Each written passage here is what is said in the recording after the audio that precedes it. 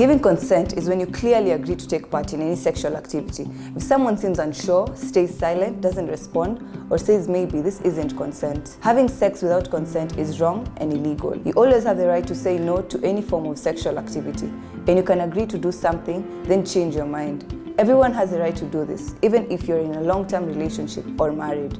Giving and getting consent may feel awkward, but being able to share what you feel comfortable with will make the experience of sex more enjoyable. Taking part in any kind of sexual activity with someone else should involve giving and getting agreement. This is also known as sexual consent. Consent requires a clear and enthusiastic yes. If someone seems unsure, stays silent, doesn't respond, or says maybe, that isn't consent. You should always ask for consent and give consent every time you have sex.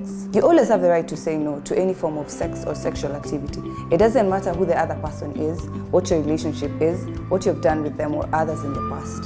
It is the same whether you're having sex for the first time with someone or if you're in a long-term relationship. Consent is an ongoing process. You might agree to sex earlier on and then change your mind. You might agree to one type of sexual activity but not to another.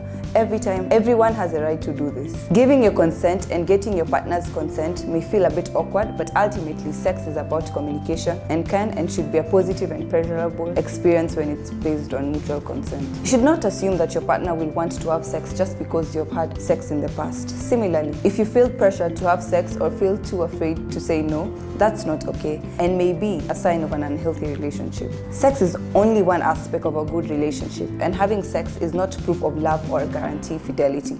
If your partner doesn't want to have sex, remember that you're saying no to sex, not to you.